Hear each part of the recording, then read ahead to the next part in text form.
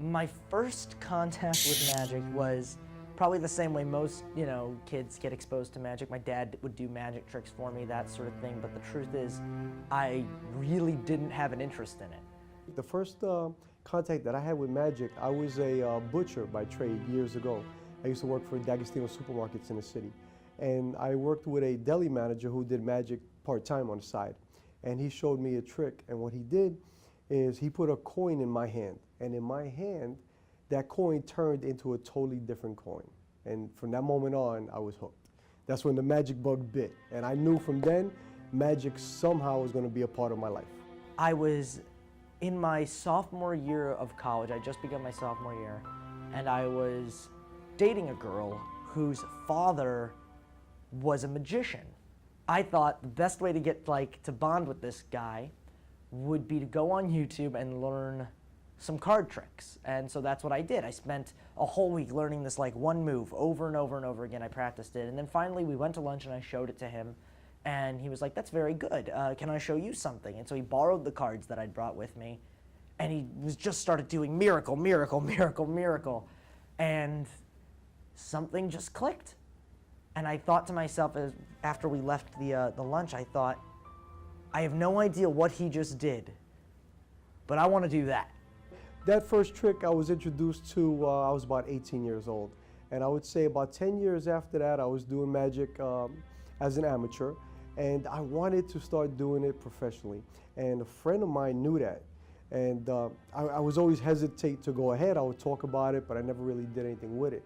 And he said, listen, he said, in a couple of months, it's going to be my daughter's birthday. His name was Dean.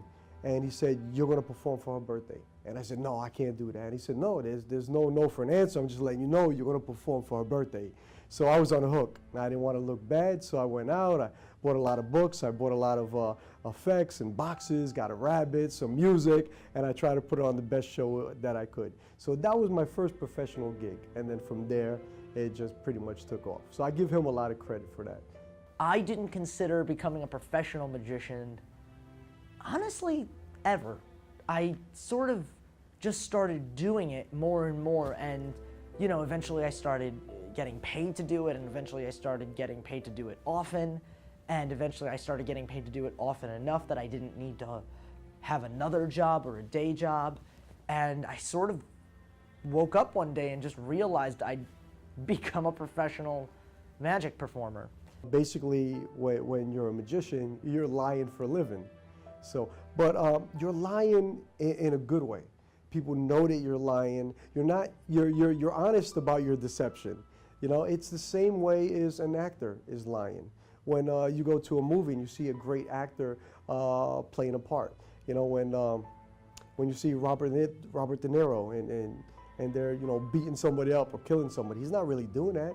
He's acting. So in a sense, he's lying to you, and you know that. The same thing when I do magic for you. If I make a deck of cards disappear from your hands, it's a lie. I'm not, really making that happen, but I'm making it appear to happen, and I'm doing that so that we have fun. Magic obviously has a complicated relationship to the truth, right? Because a magician comes out and basically tells you that they're going to lie to you, and then they do. They do that for however long the show is, and it's all part of this social contract. But the thing that I think makes magic unique as an art form is magic reminds people that they can be wrong. Because we have all these systems in our brain that are entirely designed to convince us that we're right? All sorts of biases, all sorts of fallacies that we're sort of prone to make us feel like the world is the way we want it to be or the way we think it is. And magic takes all of that and flips it on its head. It reminds you how fallible you are. Because when the magician puts, the coin in the box and you watch it go into the box and you're 100% sure that that coin is in that box, and then you open it and it's gone. The only thing that you're sure of is that you got something wrong. People that enjoy magic enjoy the mystery behind it. And a lot of people tell me, I don't want to know how it's done. When that guy was on, the Masked Magician had shows on TV, people would tell me, I didn't watch them because I don't want to know how it's done. It's almost like, telling people there's no Santa Claus. They know, but they want to be entertained. Same type of thing. So I think there's a thrill that comes with being expertly deceived, if that makes any sense. I think part of the joy of magic, of watching it, is being so sure that you know what's going to happen, or that you know what's going on, and then at the last second that twist comes and you're completely wrong. And I think it's such a liberating moment. I say if something was really dangerous, or you were actually doing something to deceive somebody, that could be a limit there. What I do is strictly entertainment. Even in the mind reading, in the mentalism, it's all entertainment. And if anybody ever asked, what is this? Do you really have powers? Of course I don't. Of course I don't. And that's funny though, because mentalism, the one thing that I like about mentalism now is people are not sure. Years ago, let's say the turn of the century, when you had magicians like Harry Houdini and Blackstone and Thurston and these guys, when they were performing, a lot of people believed that what they were doing was real magic. People believed that Houdini got out of that trunk by dematerializing it, flowing through the trunk and then rematerializing.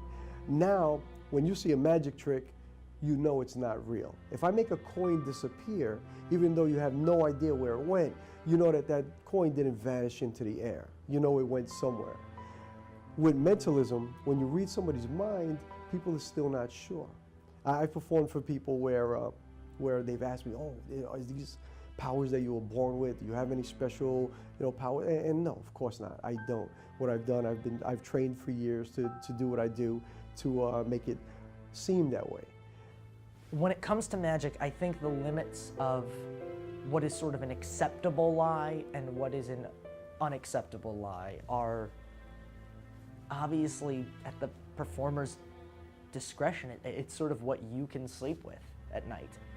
Because ideally, if you're good at your craft, the audience will never know what you've lied about and what you've told the truth about. And there are mediums and psychics out there who are utilizing trickery and telling their audiences and their clients that it is something else, that it is a gift or that it is supernatural. And some of them, I'm sure, struggle with that, and some of them, I'm sure, sleep very well on a bed full of money and feel that they're giving them comfort and, what's a little lie? So I think it ultimately comes down to what you're doing magic for.